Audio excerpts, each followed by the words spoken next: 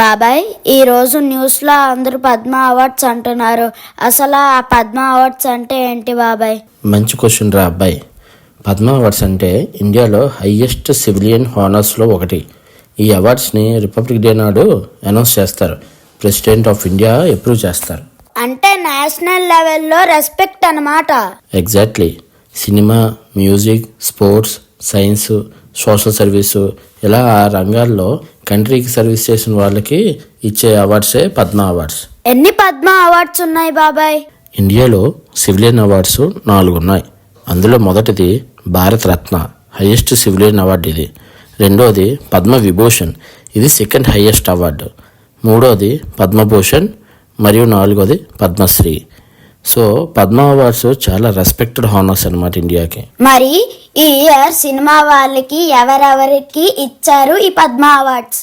ఇప్పుడు మనం వీడియోలోకి వెళ్ళిపోదాం. హలో, వెల్కమ్ టు బాబాయ్ అబ్బాయి ముచ్చట్లు.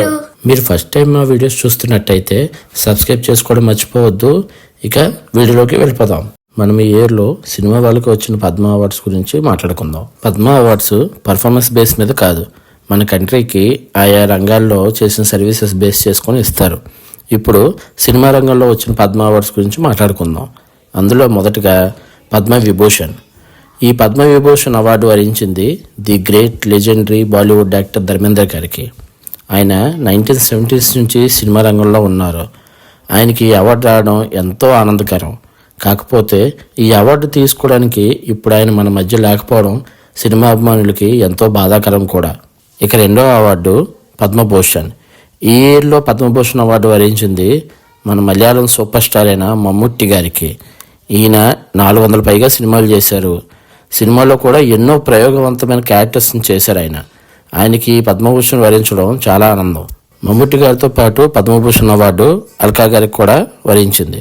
బాలీవుడ్లో డికెట్స్ ఆఫ్ హిట్ సాంగ్స్తో బాలీవుడ్ ఫిల్మ్ మ్యూజిక్ని ఒక షేప్లోకి తీసుకొచ్చిన ప్లేబ్యాక్ సింగర్ ఈవిడ. మూడో అవార్డు పద్మశ్రీ. పద్మశ్రీ వచ్చిన వాళ్ళలో మన నవ్వుల రారాజు, నటకిరీటి రాజేంద్ర ప్రసాద్ గారు ఉన్నారు. ఆయనతో పాటు దశాబ్దాల నుండి యాక్టర్గా, ప్రొడ్యూసర్గా సినీ రంగంలో సేవలు అందించిన మురళీమోహన్ గారు కూడా ఈ అవార్డు వరించింది. ఆయనతో పాటు తమిళంలో, తెలుగులో కూడా ఎన్నో సినిమాలు చేసిన ఆర్ మాధవన్ గారికి కూడా పద్మశ్రీ వరించింది. ఇక సినిమా రంగానికి పద్మ అవార్డ్స్ ఇవ్వడం గురించి చెప్పుకోవాలనుకుంటే, సినిమా అనేది కేవలం టైంపాస్ మాత్రమే కాదు. సినిమా కల్చర్ని క్యారీ చేసే మాధ్యమం. జనరేషన్స్ని ఇన్ఫ్లుయెన్స్ చేసే పవర్ సినిమాకు ఉంది. సినిమాతో మనకి చాలా నేర్పించారు. మన ఆలోచనల మీద, మన జీవితాల మీద ఎంతో కొంత ఇంపాక్ట్ చూపించింది సినిమా. అలాంటి సినిమా రంగంలో జీవితం మొత్తం సమర్పించిన వాళ్ళకి మన దేశం గౌరవంతో పద్మ అవార్డ్స్తో సత్కరించుకుంది. బాబాయ్, మనం కూడా యూట్యూబ్ లో రివ్యూస్ చేస్తున్నాం కదా, మనకి ఎప్పుడు వస్తుంది ఈ Padma award? First Padma award కాదురా, సిల్వర్ ప్లే బటన్ తెచ్చుకుందాం. తర్వాత పద్మ అవార్డు గురించి మాట్లాడుకుందాం. సో ఫ్రెండ్స్, ఈరోజు వీడియో చూశారు కదా. ఈ వీడియో మీకు నచ్చితే లైక్ చేయండి, షేర్ చేయండి, సబ్స్క్రైబ్ చేయండి. బాబాయ్, సైనింగ్ ఆఫ్. బాబాయ్ అబ్బాయి ముచ్చట్లు.